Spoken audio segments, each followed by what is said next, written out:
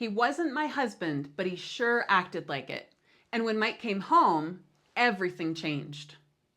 Hi, everybody. We are Mike and Brenda Baker, and today we're going to be talking about mini husband syndrome, how it happens, and why it can break your bond with your son or stepson. Okay, so a lot of times it's me that does a lot of the talking on this, and it's not because I got a lot of wind. Well, maybe I do. You have But a the lot to point, say. I have a lot to say. It's good. But the point is on this particular one, I'm going to have Brenda lead it off because the things that we're talking about with this mini husband syndrome, we're going over mini husband syndrome, although it's been known primarily as mini wife syndrome. But in the case of all boys, you can have exactly the same problem. So with that, Brenda's going to talk about it. Yeah, and so, when Mike was gone to Iraq, I really had this issue. At the time, I did not know that this is what was happening. I had no experience, nobody to talk to. And so just understand when you're listening to this, if you see areas in your family where this is very uncomfortable for you, it is okay. You're going to be okay. My biggest encouragement to you would be embrace it and change it. Just work together with your spouse to nix any of these problems because they're very, very rampant, and it actually happened way differently than what you might feel like it's happening. And that doesn't mean it's your fault, No. but you can change it. Yes. Am I explaining that? Yes. Okay. Yes. All right. So the first point that we're going to talk about with this mini husband syndrome is, what are the signs? Now, understand, mini wife syndrome and mini husband syndrome are very, very similar. We don't have girls, okay? We don't have any daughters. And so we're only going to be talking about mini husband syndrome. And that's because that's all we have the experience on. However, in the research that I did, things are quite similar. And so just understand, you got to interpolate some of this, which means, fit it into your what you're dealing with and kind of look at it, see if it might be an issue. Apparently, it's a very common thing that happens in divorced families. And so, so here we go. Oh, go ahead. So this is just part of the baggage. When we talk about blended families having extra baggage, unfortunately, this mini husband, mini wife syndrome, which Brenda will explain in a moment, is just some of the baggage that we can bring in that we just need to effectively deal with. Right, and you can't change something that you don't know is happening. And so that's why we're talking about this today. Like I said before, it definitely happened to me. And it's something that I definitely could have, if I would have known the signs, I could have spotted them and changed it because I never felt any romantic anything for either of my stepsons. But I can see some areas where a young mind, a teenager, could have misinterpreted kindness and just really trying to be the positive force, female force in their lives. And so, if you have a child that's really dealing with being overly responsible or kind of being a mini parent or taking care of you in emotional ways, those are all definitely signs of caretaking. Now, when Mike was in Iraq, the first time he went, he was gone from our house for 18 full months. He did get to come home prior to actually going to Iraq for, was it a week? About a week. And then during his year-long stay in Iraq, he was also home for about a week and a half. But that was all. At that deployment, we didn't get to talk to each other hardly at all because he was in a very dangerous area. And their unit or their brigade, I guess. Or battalion. Battalion, sorry. I've forgotten. Not that you know what that is. Anyway. I've forgotten some of the terms now. So they had several really rough things happen. And so the phones were down. At any rate,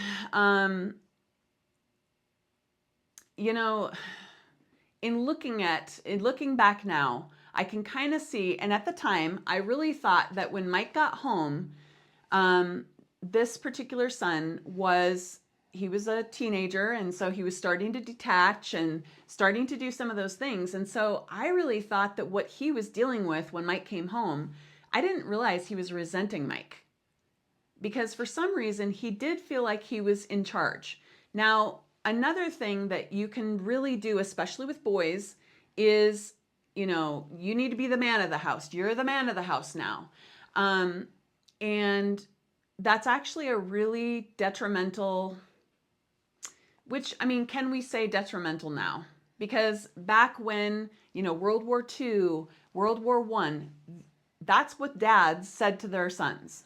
But living now is very different than living in the 20s and 30s and 40s. So you really have to keep that in mind. What you see on some of the movies isn't accurate for today a lot of the times because we have to be more careful. There's more awareness, there's more tools, there's more, some things are really great, but other things open up a whole world that, children, teenagers didn't know about, even in when we grew up.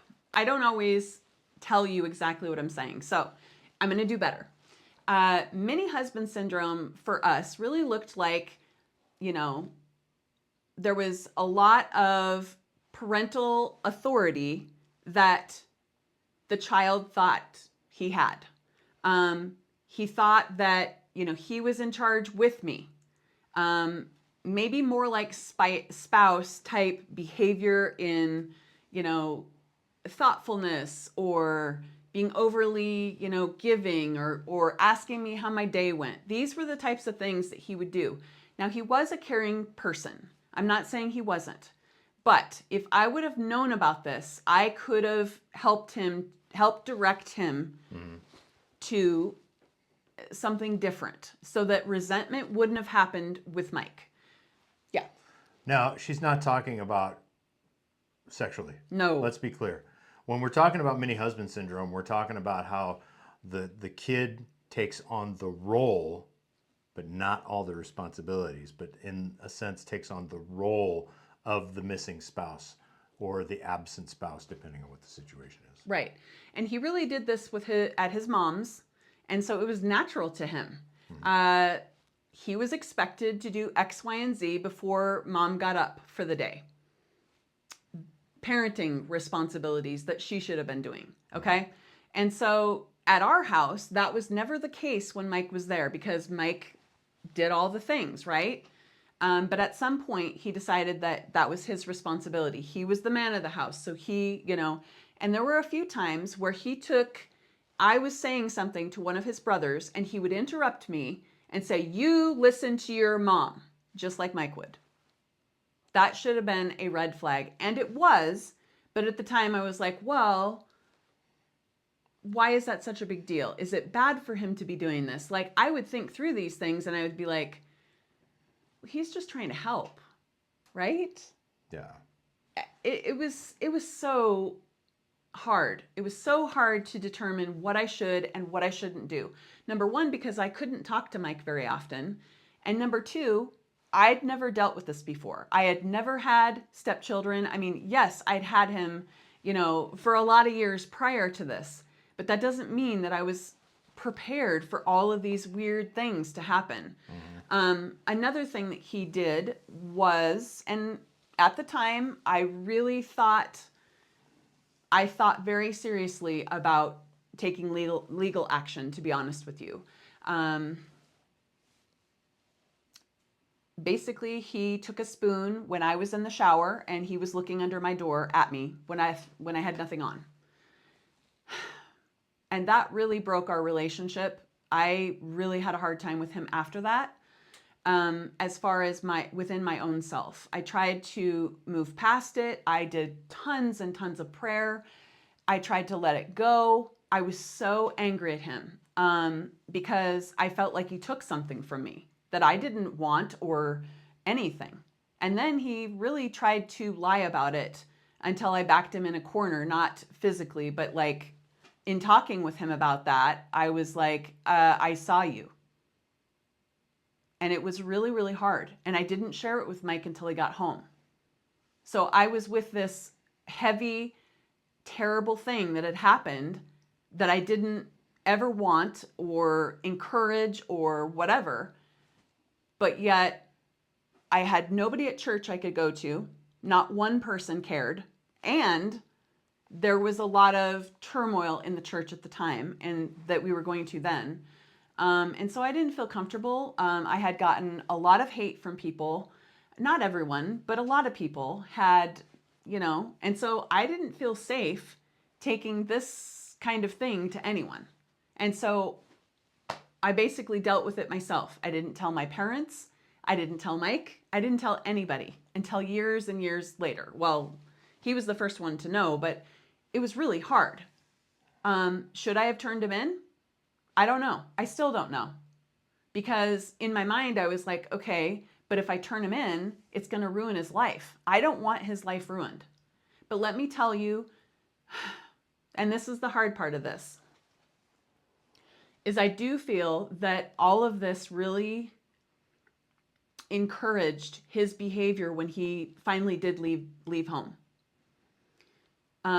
Soon after Mike got home from Iraq, he started lying to us, and it wasn't something that he was normally doing, but there was a lot of lies, and somebody came to us and said, did you know he's doing this, this, and this?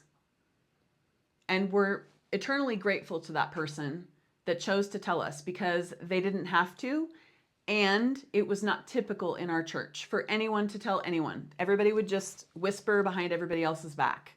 That's how that church was. Go ahead. Okay, we don't want to. So a lot of you might be thinking, oh my gosh, there's all these things now. The only reason we bring this up is because she's right. It was a long-term issue. It began when I left. She told me about things that happened when I came back. Of course, my son was happy to see me when I got back. We're not saying he wasn't happy to see me, but the relationship quickly changed. Okay, so look, the whole point here is there are warning signs, okay? And so these warning signs are not necessarily signs that you're going to see right away. They're not necessarily signs that you're going to recognize right off the bat. The whole point is you'll see what you view as your son just trying to step up, or your daughter just trying to step up. And in truth, what it is it's coming in from behind to acquire authority that's not theirs to have. Okay, they have now taken the place of the spouse in their mind, not once again, not in a sexual way, but in a manner that means that they are required to take care of that spouse. The problem comes is when I came home, like I said, my son was happy to see me, but it was very shortly thereafter that all of a sudden we started having problems. And I mean the kind of problems where he questioned everything I said, everything I did. At one point, I'll never forget this, just because you've always thought that doesn't mean you always have to think it. Yeah. And I'm like, that is the most circular reasoning I have ever heard. Unless you've got new information, I'm not interested in changing my mind. If you have new information, then I'm all ears. But that wasn't the case. It was never about new information. It was always about me being wrong. Me being wrong about how I handled the brothers, me being wrong about how I handled his bio mom, me being wrong. Not that I was doing anything wrong, but it was constant judgment. That's where it led. Constant judgment to the point now where we have completely separated ways. Not that I like that. No. I mean, it's not like I take pictures of him down in my house. I want to touch on that for just a minute because you got to understand what really drives this, right? So we've told you what the signs are and what really drives it. As a parent, because there's this whole epidemic of relationships separating now. Parental estrangement, parental alienation, take your pick. All right, there's this whole epidemic of it now. I think these kids think that we just tear all the pictures down and don't tell anybody that they even exist. That's not true at all. When people ask us how many sons we have, we say 5. Because we have 5 sons. It's not like I forgot about them. It's not like because we can't talk that they just fell off the planet. All right? And it would be ridiculous to do so. It would be petty.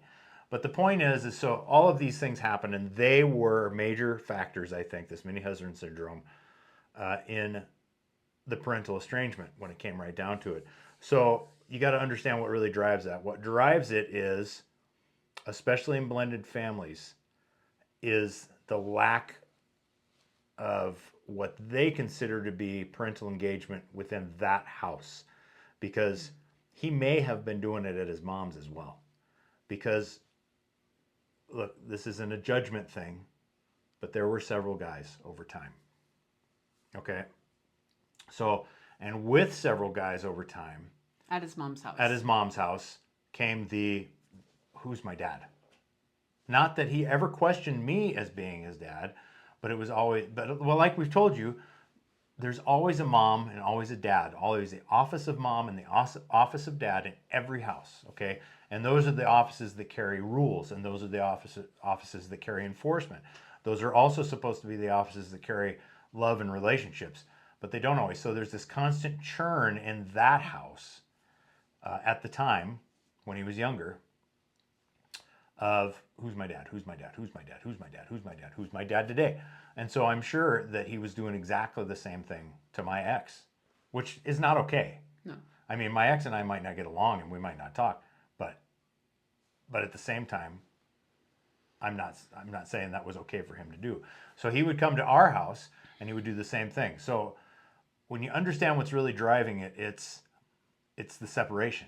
It's the entire divorce has upended everything, and there are holes in the relationships. Right. And, you know, as a stepmom, I was just trying to hold it all together. I was trying to be mom and Mike to all these kids, but also make every decision that I made based on what I thought Mike would do in each situation.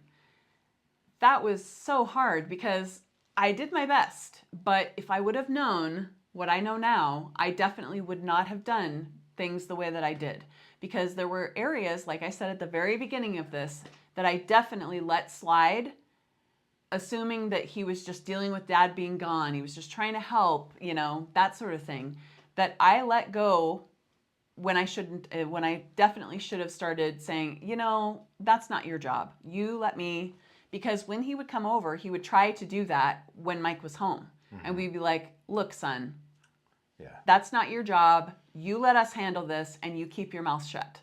Yep. When, you know, when we were talking to his brothers and things like that, it wasn't like that all the time. All I'm saying is he would try to throw in sometimes, even with Mike at home. And he got worse when Mike got home. Well, and it would create animosity. Yeah. When we correct him, because he didn't like that. It was like, hey, I'm one of the, you know, because you've heard us say it about oldest too, is when your oldest child, they always look at the two parents and they're like, okay, so what are we going to do with these kids? Now, there was that. Mm-hmm. He was the oldest, but on top of that, we had all of these underlying issues that wasn't that he was, look, the kid wasn't abused and he wasn't neglected and he wasn't treated poorly, but he would tell you he was. Yeah. And it was because I would not just kowtow to every whim and movement and motion because he thought I should. Because he had taken the role that was not his to take. Well, and maybe we should talk a little bit about being wise in their own eyes and how the Bible talks about that. Yeah, you remember Scripture says that it's bad to be wise in your own eyes, which simply means that you think you got all the answers. I mean, I guess it's narcissism to its core. You know, keep in mind that less than 5% of the population has legitimate, distinguishable, pharmaceutically needed to enhance narcissism. Okay, but people can certainly have narcissistic behaviors, and unfortunately, you know, we all know people who do that. But so this is a tough subject, and it's primarily because, well, I don't like it. I don't like talking about this stuff. I don't like moving through it. I don't like moving on it. It brings up a lot of, you know, bad memories, and it's difficult because parental estrangement's every day. And this, what we're talking about right now, was a huge part of why that happened, I think. Yeah.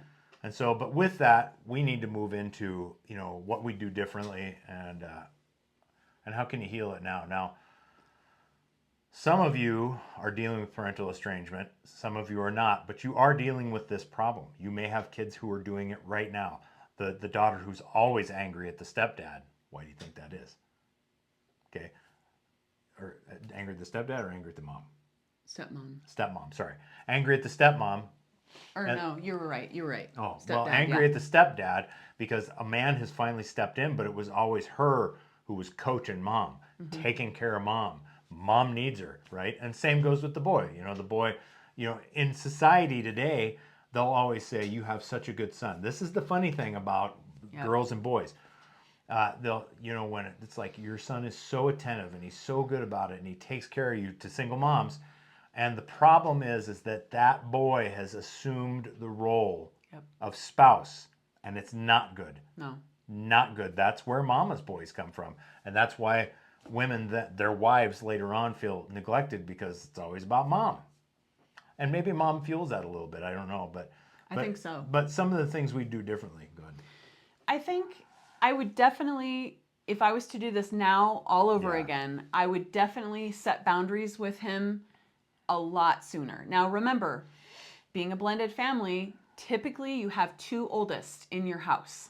And obviously Or we more. did too, because we both had children coming Yep. into this. And those two oldest would bump heads. In fact, they still do. Mm-hmm. So definitely boundaries. I definitely would have had more conversations with him and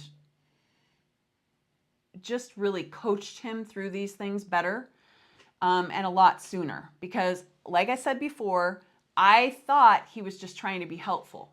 And he was, but he was being overly helpful. And that's where I really should have said, you know what? You're not the parent. You need to let me handle this, whether or not you agree. That doesn't matter. I am the parent, not you. Um, So, look, the things we do differently. We've given you a lot of ideas here. We've talked about the problem straight up. I mean, you end up with stepchild resentment. You end up with making remarriage parenting mistakes, like we all do. But this is parenting after divorce. This is your world. This is what's going to happen. It is exceptionally important that you recognize this as the problem that it is. It is a syndrome, but it's difficult to spot and super easy to spot at the same time. Looking back, the signs were super simple, yep. super easy to see. But I would say, looking back, I think what we should have done is we set boundaries with the kid, right? It's not like we Yep. didn't. When I got home, it was, but at that point, things had already been kind of set in stone. And we didn't necessarily have the know-how because we didn't realize what was going on to set proper boundaries. Yep. So the whole idea is that as soon as you see those issues happening, you need to sit down and reassure your kid you're good. And you don't need a spouse. You need him to just worry about his things or her things, right? You worry about school, you worry about sports, you worry about whatever it is you got to worry about. I'm here for you. I'm good. And when they start to step over that line, now there's nothing wrong with your kid being sympathetic to you, but you can't allow them to fill that space. You've got to start to recognize, am I letting my kid, okay, here's one that a lot of parents aren't going to like, and listen close. If you're talking to your kid about problems with your ex, you're wrong. I made that mistake. I'm not going to sit here and say that I didn't. If you're talking to your kid about your dating life, you're wrong. If you're talking to your kid about your problems with your new husband or new wife, you're wrong. These are all things that will introduce them and open the door for them to step into this mini husband, mini wife syndrome area. Yep. And then you basically let them in. Okay, so you've really got to be careful in that relationship. I mean, you're there for them. You're raising them. They are not there for you in that attitude or that part of life. Okay? You are much more advanced and they just don't need to know those things. They just need to know you're okay. All right? And they need to be kids. Mm-hmm. And the sooner that you establish that, the sooner that you guys come together as a couple and say, hey, we got it. That's why we always say that the best gift you can give your kids is a great marriage. Yes. And that's whether you're firstly married or remarried. The best thing, the best gift, you know why? Because it removes any open window or door to this mini spouse syndrome. And I would say that the second biggest thing that you can do for your kids is if you've got an oldest, who's stepping in, don't let that happen. Cut it off at the pass. You know, I know that the Bible talks about grace in a lot of different ways. Grace is very important when you're raising kids, not only with yourself, but with your kids. But you can't have too much grace. You also have to have a lot of wisdom. And so that's why we're here. We are here because we know some of the pitfalls that we made, different mistakes that we made, that made our job harder as a blended family. It made our job harder as a remarried couple. These are all the things that we see happen, and we want you to do better than we did. And so that's why we're here. Anything else? Nope, that's it. Okay. All right. Well, if this video hits home for you, we'd love it if you would, in the comments, share something that you're going through so that we can pray for you and be there for you if that's possible. We also have our email address in fact, I'll put it in the caption below in the description so that you have that too. Feel free to email us. If you're a man and you'd rather Mike was the one that gets it, just put that in the subject line of the email. Same thing with me. So yeah, and these are the types of things that we talk about in our book, Blended Family Momentum. And we also have gone over some of these things in not the same as this, but topics similar to this in our Blended Family Momentum Accelerator, which is coming out very soon. I know we keep saying that, but it's happening. Technical difficulties. We're Yes. working on it. Yes. Anyways, so, pick those things up. And we're always here for you. We want to support you the best of our ability. We're here for you. So with that, we thank you so very much for being here today, to just listening. And we hope that we brought some value to you, kind of different pitfalls that could happen. We thank you for being here. We'll talk to you again soon. Bye.